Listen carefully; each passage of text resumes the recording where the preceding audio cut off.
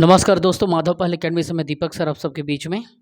जैसा कि आप लोगों को पता है कि हमारे माननीय मुख्यमंत्री श्री भूपेश बघेल जी ने घोषणा किया है कि बहुत जल्दी 10,000 शिक्षकों का भर्ती कराया जाएगा। अब ये इतना सेंसिटिव मामला है कि इस बात को वो नकार भी नहीं सकते और इसे ज़्यादा डिले कर भी नहीं सकते। रीज़न बोलेंगे सर, रीज़न क्या हो सकता है, क्यों डिले नहीं कर सकते? क्योंकि सामने क्या है, इलेक्शन है छत्तीसगढ़ का, ठीक है। उस संदर्भ को समझते हुए 10,000 शिक्षकों की भर्ती उनको करना है, जिसमें विभिन्न 4 कैटेगरी में भर्ती होगी। पहला जो कैटेगरी होगा वो होगा आपका प्रयोगशाला का, सहायक शिक्षक विज्ञान प्रयोगशाला या असिस्टेंट टीचर साइंस लैब का। लैब में वो अटेंडेंट करेंगे, देखेंगे उस चीज़ को, लेबोरेटरी का काम वो संभालेंगे। दूसरा सहायक शिक्षक या असिस्टेंट टीचर, ये क्या करेंगे, प्राइमरी स्कूल को पढ़ाएंगे। अर्थात सरल भाषा में अगर कह दूं तो 5वीं तक के जो बच्चे होते हैं 5th तक का उसको देंगे, अर्थात ये प्राइमरी स्कूल में पढ़ाएंगे सहायक शिक्षक। सेकंड जो कैटेगरी है वो शिक्षक है जो क्या है, प्राइमरी मतलब प्राथमिक स्कूल के जस्ट ऊपर जो माध्यमिक स्कूल होता है ना, सेकेंडरी स्कूल, तो ये क्या करेंगे, उस 8वीं तक को पढ़ाएंगे, समझ लो सरल भाषा में। क्लास 8 तक का यहाँ पे लेंगे मिडिल स्कूल, ठीक, माध्यमिक। और उसके बाद में एक और है जो 12वीं तक को पढ़ाता है। मैं व्याख्याता वगैरह के बारे में क्लास नहीं ले रहा हूँ, इसलिए मैं उसका चर्चा नहीं कर रहा हूँ। मैं यहाँ पे पेड कोर्स जो है सिर्फ 3 ही चीज़ का लूँगा, एक सहायक शिक्षक विज्ञान प्रयोगशाला, दूसरा सहायक शिक्षक और तीसरा शिक्षक। मैं ये 3 कैटेगरी का ही पेड कोर्स ले रहा हूँ, क्लास ले रहा हूँ और आपको बता रहा हूँ। अब इसमें हम क्या करेंगे, इसमें ये बात करेंगे कि इसमें आयु कितनी है, क्या डिज़ायर क्वालिफिकेशन मांगा गया है, आयु में छूट कितनी दी जा रही है, और ये जो है इसके लिए बीएड डीएड लगेगा कि नहीं लगेगा, टेट लगेगा कि नहीं लगेगा। हम इस 3-4 मुद्दों पे चर्चा करेंगे। आप लोगों को समझना ये पड़ेगा कि सबसे पहले इस कोर्स का कॉन्सेप्ट क्या है। मैं एक एस्पिरेंट हूँ, मैंने इतने दिनों में जो भी मैंने मेंस लिखा है, 5-6 मेंस लिखा है और विभिन्न एग्ज़ाम जो मैंने निकाले हैं, और 8 सालों का जो मेरे टीचिंग एक्सपीरियंस है, मैं उसके आधार पे जो भी चीज़ बताऊँगा बस आपको उतना पढ़ना है। एक्स्ट्रा पढ़ेंगे तो आपकी मर्ज़ी, एक्स्ट्रा नहीं पढ़ेंगे तो कोई बात नहीं। देखिए, जो प्रयोगशाला है उसके सबसे पहले सिलेबस को समझिए। जो सहायक शिक्षक विज्ञान प्रयोगशाला है उसके सिलेबस में क्या है, भौतिक आएगा 40 नंबर का, ठीक, रसायन आएगा 40 नंबर का, जीव विज्ञान आएगा 20 नंबर का, अंग्रेजी आएगा 15 नंबर का, हिंदी आएगा 15 नंबर का, कंप्यूटर आएगा 10 नंबर का, और जो जीके है सामान्य ज्ञान जनरल नॉलेज वो आएगा 10 नंबर का। टोटल मिला के ये 150 हो रहा है। मैं क्या करूँगा, अगर आप लोगों ने मेरी टीचिंग को देखा है, मेरे टीचिंग के वे ऑफ रिप्रेजेंटेशन को देखा है, या टीचिंग के स्किल को समझा है या देखा है या नहीं देखा है, तो माधव पहल अकेडमी के यूट्यूब में जाकर के आप मेरे पहले टीचिंग देखें, और उसके बाद जब आपको लगे कि हाँ सर अच्छा पढ़ा रहे हैं, आपको सेटिस्फाई, जब मैं मेरी टीचिंग सेटिस्फाई करी तभी इस कोर्स को लेंगे। मैं इसको क्या करूँगा, देखो भौतिक और रसायन में हमारा यहाँ पे हम लोग एक रणनीति से तैयारी करेंगे। ये नहीं कि कुछ भी पाया और पढ़ा, ऐसा नहीं। अपन क्या करेंगे, एक रणनीति से तैयारी करेंगे। कैसे तैयारी करेंगे रणनीति से, ये अब साइंस का मतलब विज्ञान का लेब का बात कर रहे हैं, तो अपन क्या करेंगे, भौतिक और रसायन में ज़्यादा नंबर के नंबर आ रहे हैं, देखो मार्क्स, है ना। अपन क्या करेंगे, सबसे पहले भौतिक और रसायन को एक एक इंडिविजुअली डील करेंगे, एक एक टॉपिक टू टॉपिक डील करेंगे ताकि कोई क्वेश्चन छूटे मत। उसके बाद देखिए 20 नंबर में जीव विज्ञान है, फिर जब भौतिक रसायन हो जाएगा तो जीव विज्ञान जाएंगे, फिर अंग्रेजी हिंदी जाएंगे, फिर कंप्यूटर और जीके, ठीक है। जीके का नंबर सिर्फ 10 है, लेकिन अगर जनरल नॉलेज में अगर देखा जाए तो कंप्यूटर और सामान्य ज्ञान टोटल 20 नंबर का तो हो ही गया, ठीक है। बाकी चीज़ें तो आपको लिखा गया, तो 150 में ये सिस्टमेटिक पैटर्न है। अब बोलोगे सर प्रयोगशाला के लिए क्या मांगा है, तो इसके लिए कुछ नहीं, सिर्फ 12वीं पास मांगा है। या तो आप गणित से पास रहो या बायोलॉजी से पास रहो, मतलब साइंस स्ट्रीम के हो, गणित से या बायो से। दूसरा, इसमें मिनिमम 21 साल और मैक्सिमम 35 साल की एज क्राइटेरिया को सेट किया है, ठीक है। लेकिन गवर्नमेंट ने क्या किया, कुछ छूट प्रदान किया। कैसे किया, अब ये 21 से 35 के तो लोग भरेंगे ही भरेंगे, ये जनरल कैंडिडेट की बात हो गई। अब समझिए छूट क्या है, एससी एसटी ओबीसी के लिए 5 वर्षों का छूट दिया है, 5 वर्ष। और वो अगर स्थानीय निवासी हैं तो एसटी एससी ओबीसी क्या कर सकता है, 5 साल एक्स्ट्रा, अगर वो समय उसका निकल गया है, 35 हो गया है, तो वो क्या कर सकते हैं, भर सकते हैं, इसमें अप्लाई कर सकते हैं। दूसरा, अगर कोई फीमेल कैटेगरी की है, फीमेल है, तो फीमेल कैटेगरी में क्या किया है, 10 साल दे दिया है। मान लीजिए आपका 35 वर्ष पूरा हो गया, तो 10 साल आपको क्या किया, सरकार ने और दे दिया, मतलब आप 45 साल तक इसमें फॉर्म भर सकते हो। अब आप बोलेंगे सर इसके लिए बीएड डीएड की ज़रूरत है कि नहीं, तो बीएड डीएड की ज़रूरत नहीं है, याद रखिएगा। किसके लिए, प्रयोगशाला के लिए। और बोलेंगे आप सर सी टेट या सी जी टेट की ज़रूरत है कि नहीं, तो ये भी ज़रूरत नहीं है। मतलब आपको ना तो बी एड डी एड की ज़रूरत है, ना तो सी जी टेट सी टेट की ज़रूरत है इस पोस्ट के लिए, प्रयोगशाला के लिए। ठीक, अब हम क्या करते हैं, जिस पे हम दूसरा पेड कोर्स लेंगे, हम उसकी बात करते हैं। सहायक शिक्षक का, जो 5वीं के स्कूल तक के बच्चों को पढ़ाते हैं, ठीक है, प्राथमिक स्कूल को या प्राइमरी स्कूल को जो पढ़ाते हैं, इसके सिलेबस में थोड़ा सा बदलाव हुआ है। ठीक है, जैसे कि भौतिक रसायन जीव विज्ञान वाला जो मैटर था, इसमें से हट गया है, इसमें भौतिक रसायन जीव विज्ञान वाला मैटर ही नहीं है, इसका सिलेबस अलग है थोड़ा सा। ठीक, जैसे इसमें क्या कॉमन अगर देखें तो कॉमन क्या है, एक हिंदी है, एक अंग्रेजी है, ठीक है, और एक सामान्य ज्ञान है। बस 3 सेक्शन, हिंदी, अंग्रेजी, सामान्य ज्ञान, बस इसमें कॉमन है, बाकी चीज़ अलग है। ये जो 7 सेक्शन दिख रहा है, उसमें 4 सेक्शन एकदम अलग है। तो इसमें क्या पढ़ेंगे, तो सहायक शिक्षक में एक बेसिक कॉन्सेप्ट आएगा बाल विकास का और शिक्षा शास्त्र का 30 नंबर का क्वेश्चन। ठीक, दूसरा हिंदी का आएगा 25 नंबर का, अंग्रेजी का आएगा 25 नंबर का, गणित का आएगा 30 नंबर का, पर्यावरण का आएगा 20 नंबर का, कंप्यूटर का 10 नंबर का, जनरल नॉलेज का, जीके का 10 नंबर का। हम क्या करेंगे, बाल विकास से 30 क्वेश्चन मतलब ज़्यादा आ रहा है, वो गणित से ज़्यादा आ रहा है, हम इसमें क्या करेंगे, पहले इन दोनों को डील करेंगे, एक सिस्टम से चलेंगे, जिससे ज़्यादा क्वेश्चन उसको पहले पकड़ेंगे। ठीक है, उसके बाद में देखिए 25-25 नंबर का दिख रहा है हमको हिंदी अंग्रेजी, फिर उसको पकड़ेंगे, है ना। उसके बाद में अपन क्या करेंगे, पर्यावरण को पकड़ेंगे, उसके बाद में कंप्यूटर को पकड़ेंगे, ऐसा करके इसको डील करेंगे। अब बोलोगे सर इसके लिए क्वालिफिकेशन क्या है, 5वीं तक के बच्चों को तो पढ़ाना है, बट कुछ तो क्वालिफिकेशन होगा। तो आपको मैं बताना चाहूँगा, इसमें 10वीं पास 12वीं पास चाहिए, साथ में इसमें डीएड या बीएड चाहिए। लेकिन मैं आपको बता दूं, डीएड को ज़्यादा प्राथमिकता सहायक शिक्षक के लिए देते हैं। ठीक है, हालांकि डीएड और बीएड इक्वल है, डीएड बीएड डीएलएड ये सब क्या है, एक इक्वल पोजीशन का है ना। इसमें आप डीएलएड भी डाल सकते हो। जो स्कूल वगैरह में पढ़ाते पढ़ाते अपन क्या करते थे, है ना, पढ़ाते पढ़ाते अपन करते थे ना, डीएलएड पढ़ लेते थे, तो वो डीएलएड को भी प्राथमिकता दिया, लेकिन डीएड को ज़्यादा देते हैं। प्लस इसमें टेट भी चाहिए, टीईटी आपको क्वालिफाइड होना चाहिए, तभी आप इसको भर पाएंगे। दूसरा, 50% मिनिमम मार्क्स के आपके मार्क्स होना चाहिए 12th में। ठीक है, और इसमें कम से कम 2 वर्ष का डिप्लोमा, अर्थात ये जो डिग्री डिप्लोमा करोगे वो मिनिमम 2 वर्ष का शिक्षा शास्त्र का डिप्लोमा होना चाहिए। और सीजी टेट भी कहना चाहिए कि चलता ही है। दूसरा, सेंट्रल का टेट इस साल से नए शिक्षा नीति में इसको भी सेंट्रल सी टेट को दे दिया, जिसका सी टेट है वो भी इसमें भर सकता है। पहले ऐसा नहीं था, पहले इंडिविजुअल एग्जाम निकालना पड़ता था, लेकिन अभी इसको दे दिया सेंट्रल टेट। अगर किसी ने अभी सी टेट निकाल लिया मान लो, तो आगामी भर्ती में उसका काम आ जाएगा। तो ये तो हो गया हमारा सहायक शिक्षक का। अब हम देखेंगे शिक्षक का, देखेंगे टीचर का देखेंगे। ठीक है, टीचर ये जो है क्लास 8 तक को पढ़ाते हैं, और कई बार ऐसा होता है इन लोगों को जिम्मेदारी दिया जाता है, चलो आप 10वीं तक को पढ़ाओ, और उसके बाद में जो व्याख्याता आते हैं ऊपर में, वो प्रोफेसर साहब लोगों को बोल देते हैं भाई आप 11वीं 12वीं को पढ़ाओ। लेकिन मोस्टली इनका जो काम है वो 8वीं तक को पढ़ाते हैं, लेकिन आजकल तो ये 12वीं तक को भी हैंडल कर देते हैं। समय, if you are in Rome then behave like Roman समय के हिसाब से चलते हैं बेचारे लोग। ठीक, इसमें क्या चीज़ है, तो इसको देखिए, थोड़ा सा समझिए आप। ज़्यादा इसमें चेंजेस नहीं किया है। इसमें जैसे गणित था ना, तो गणित के साथ विज्ञान मिला दिया, जिसमें गणित इसमें टोटल 30 नंबर का था, इसमें गणित प्लस विज्ञान मिला के 30 कर दिया है।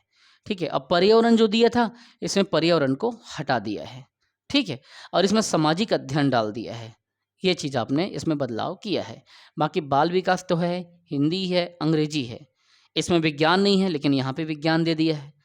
कंप्यूटर तो है और सामान्य ज्ञान है, लेकिन सामाजिक अध्ययन नहीं है, सोशल स्टडीज़ भी इसमें डाल दिया है। हम इसमें क्या करेंगे, हम पहले बाल विकास और गणित प्लस विज्ञान को पकड़ेंगे जिसमें ज़्यादा नंबर हो, फिर हिंदी और अंग्रेजी पकड़ेंगे, फिर उसके बाद सोशल स्टडी पकड़ेंगे, सामाजिक अध्ययन, फिर कंप्यूटर और जीके। ऐसा करके हम क्या करेंगे, इसको डील करेंगे। तो ये तो हो गया आपका प्रयोगशाला, सहायक शिक्षक और शिक्षक का। ये मैंने आपको टोटल डिटेल बता दिया। बस एक इतना याद रखना, जब आप शिक्षक के लिए भरेंगे तो इसमें ग्रेजुएशन होना चाहिए आपका, बाकी सब चीज़ें सेम हैं, ठीक है। आजकल तो हर कोई जो व्यक्ति शिक्षक बनने की चाह रखता है ग्रेजुएट होता ही है। आजकल ऐसी प्रथा बहुत कम हो गई कि 12वीं के बाद से स्कूल छोड़ दो। आप बोलेंगे सर ये तीनों को जो आपने डिटेल बताया इसका पेड कोर्स का फ़ीस क्या है? ठीक है। तो इसमें क्या होता है, मैं इसके फ़ीस को एकदम क्लियर करना चाहता हूँ आपको। मान लीजिए कोर्स का फ़ीस को मैं यहाँ पे, अगर आप सहायक शिक्षक विज्ञान प्रयोगशाला का कोर्स लेते हैं तो ये कोर्स जो है टोटल होगा आपका 3500, मात्र 3500 रुपये का ये कोर्स होगा। और ये 3500 का जो फीस होगा ये कब तक के लिए वैलिडिटी रहेगा? आपके मन में आएगा सर 3500 तो हम दे देंगे, लेकिन कब के लिए वैलिडिटी रहेगा? तो याद रखिए इसकी जो वैलिडिटी होगी, इसकी जो वैलिडिटी होगी वो होगा टिल एग्जामिनेशन, टिल एग्ज़ाम, अर्थात जब तक का पेपर ना हो जाए तब तक क्या कर सकते हो आप मुझसे पढ़ते रहोगे, चाहे आप वो 2 महीना लगे, चाहे 3 महीना, चाहे 6 महीना, चाहे 1 साल लगे। तो इसकी वैलिडिटी रहेगी, केवल इसकी नहीं सभी की वैसी रहेगी। मतलब आपने एक बार ले लिया तो आपको पेड कोर्स जो है आपको लंबे समय तक चलाने के लिए आपको सुविधा दिया जाएगा, ताकि आप परीक्षा आते तक तैयारी करते रहें। और एक बात याद रखिएगा, ठीक चुनाव है अगले साल, उसके पहले आचार संहिता निकल जाएगा, मतलब भर्ती 6 महीने पहले रुक जाती है जब आचार संहिता लगती है। तो मतलब ये बहुत ही फायर ब्रिगेड की तरह आने वाला है, पायलट प्रोजेक्ट में आने वाला है, लेट हो ही नहीं सकता। बहुत बड़ा मुद्दा है ये राज्य की शिक्षक भर्ती। इससे पहले भी 14,000 वैकेंसी है ना भूपेश बघेल जी के प्रयासों से हो पाया था। अभी भी देखो 10,000 पोस्ट खाली है। तो ये प्रयोगशाला लैब के लिए आपको फीस कितना देना है? ओनली 3500। और आप बोलेंगे सर सहायक शिक्षक का मेरे को करना है, तो उसके लिए आपको मात्र और मात्र 4,000 रुपये लगेगा, सिर्फ 4,000 रुपये, सिर्फ 500 रुपये का डिफरेंस इसमें, है ना, सिर्फ 4,000 रुपये। ये 3500 और ये 4,000 रुपये।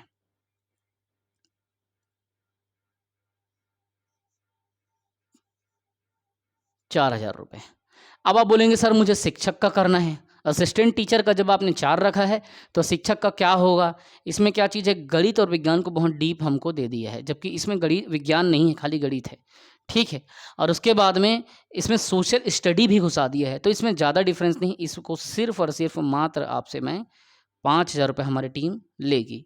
अर्थात अगर आप प्रयोगशाला का करते हैं तो प्रयोगशाला का जो फीस होगा वो सिर्फ और सिर्फ एकदम नाम मात्र है। साल भर का फुल लेंथ कोर्स है, चाहे 6 महीना खिंचाए, जब तक एग्ज़ाम होगा तब तक आपसे मात्र यहाँ से सिर्फ और सिर्फ 3500 रुपये लिया जाएगा प्रयोगशाला के लिए। सहायक शिक्षक का सिर्फ और सिर्फ आपसे 4,000 लिया जाएगा जब तक एग्ज़ाम ना हो, और शिक्षक का सिर्फ आपसे 5,000 लिया जाएगा।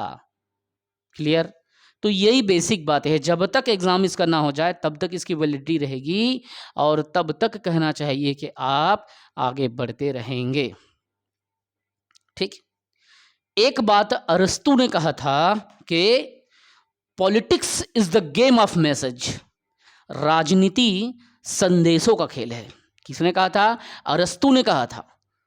अब अरस्तु कौन था? सिकंदर का नाम सुने हो? अब आप मुझे बताएंगे अरस्तु और सिकंदर में क्या अंतर था। Politics is the game of message, अर्थात राजनीति क्या है? संदेशों का खेल है। अब एक बार उन्होंने यह संदेश दे दिया है कि टीचरशिप के लिए कितनी वैकेंसी आएगी, याद करो, बोलो कितनी आएगी। जब एक बार उन्होंने मैसेज दे दिया है, अर्थात राजनीति इस पे क्या हो गई है? गर्मा गई है। अरस्तु ने क्या कहा कि politics is the game of message, राजनीति संदेशों का खेल है।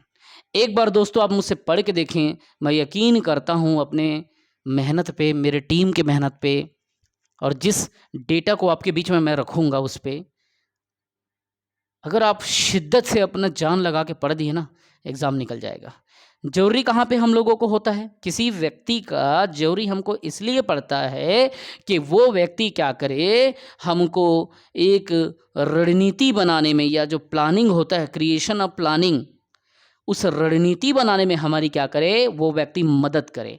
अगर आपने रणनीति मजबूत बना लिया मतलब आपका एग्ज़ाम क्लियर, आपका शिक्षक का भर्ती क्लियर, आपका प्रयोगशाला क्लियर। और इससे बेहतर कौन जानेगा कि एक एस्पिरेंट आपको पढ़ाएगा जिसने विभिन्न एग्ज़ाम निकाले, विभिन्न बार मेंस निकले, व्यापम में असिस्टेंट ग्रेड 3 निकला, एएलपी का रिटर्न निकाला, असिस्टेंट ग्रेड 3 निकाला और टीईटी का रिटर्न निकाला। आई प्रॉब्लम नहीं होता तो मैं उधर होता। आज रेलवे में वर्किंग हूँ भले ही, लेकिन मेरा सेगमेंट कहीं और होता। लेकिन फिर भी टीचिंग इज़ माय पैशन। आप लोग कहते हैं ना सर आप रेलवे में हो, क्यों इतना कर रहे हो? सबकी अपनी हॉबी होती है।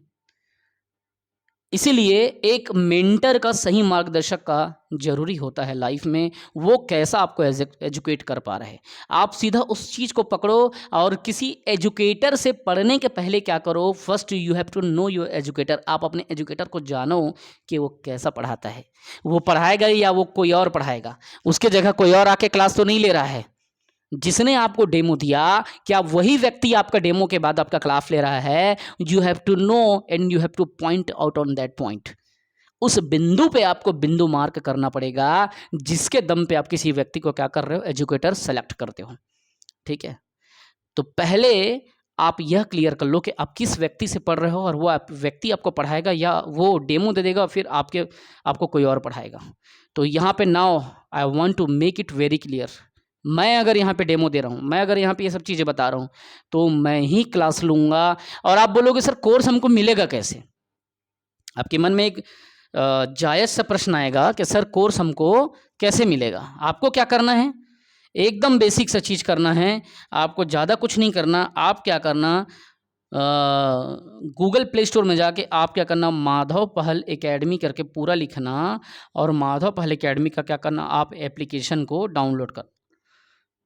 जब आप एप्लीकेशन को डाउनलोड करेंगे आपके सामने सारा चीज़ शो हो जाएगा कि आप कौन सा कोर्स खरीदना चाहते हैं। मात्र 3500 में प्रयोगशाला का, सहायक शिक्षक का 4000 में, शिक्षक का 5000 में, ये सब अपना कोर्स फ़ी है।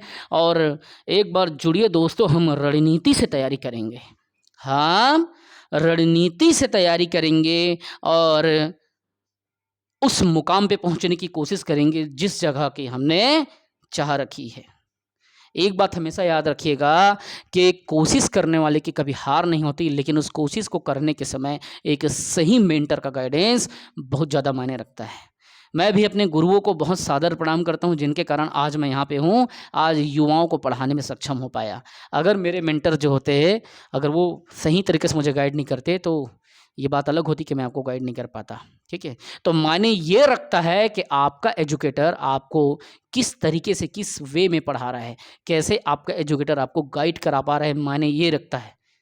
मायने ये नहीं रखता कि आपका एजुकेटर कितना एग्ज़ाम निकाला, कितना मेंस लिखा, नेट निकाला या पीएससी के इंटरव्यू में जाते हुए रुक गया, ये कभी मायने नहीं रखता। अगर आपका एजुकेटर 5वीं भी पढ़ा है और अगर आपको उससे बेहतर ज्ञान मिल रहा है तो ये बहुत ज़्यादा मायने रखता है। You have to respect him. ठीक है, तो पहले आप अपने एजुकेटर को जानो, उसके वीडियोस को जाके यूट्यूब में देखो और उसके बाद क्या करो, क्लास को परचेस करो। एकदम सिंपल पॉइंट, ओनली 3500, 4000, 5000, इसमें से कुछ भी ले लो जो आपको करना है। फुल लेंथ कोर्स रहेगा जब तक एग्ज़ाम ना हो जाए। ठीक है, तो हमेशा क्या करना, एक बात याद रखना, जब आप माधव पहल एकेडमी का एप्लीकेशन को खोलोगे उस एप्लीकेशन के लोगो के ठीक नीचे लिखा है कि प्रयत्नशील व्यक्ति हमेशा सुख पाता है। प्रयत्नशील व्यक्ति क्या होता है, हमेशा सुख पाता है। इसीलिए कोशिश करने वाला व्यक्ति हमेशा सुखी रहता है, सुख पाता है। प्रयत्न करना ना छोड़ें। हमारे लोगों में भगवान श्री कृष्ण है मुरली बजाते हुए, क्योंकि हमारे कोचिंग का नाम क्या है, माधव पहल एकेडमी। और नीचे दिया है अर्थात दीपक है। दीपक कौन, आपका एजुकेटर अर्थात मैं। मतलब ऊपर में कृष्ण मुरली बजाते हुए, नीचे दीपक और बीच में माधव पहल एकेडमी, और लोगों के ठीक नीचे में क्या लिखा हुआ है कि प्रयत्नशील व्यक्ति हमेशा सुख पाता है। तो प्रयत्न करना ना छोड़े। अभी तो शुरुआत है, आगे और बेहतर करेंगे, धमाका मचाएंगे। बस क्या करो, जो बोला आप उसको कर दो, बहानेबाजी बस मत मारना। जो मैं टास्क दिया कि भाई इस दिन टेस्ट दिलाना है तो टेस्ट के लिए रेडी रहो। अगर मैं बोल दिया कि कल आपको 1857 की क्रांति पूरे बताना है कि किसने कहाँ से की, हजरत बेगम महल कहाँ से की, लियाकत अली कहाँ के थे, कैसे किया, आपको बताना है। इतना डेडिकेशन से मेहनत करना है, तभी जुड़ो, टाइम पास के लिए मत जुड़ो। ठीक है, बस यही कहूँगा कि पढ़ते रहें, बढ़ते रहें। जय हिंद।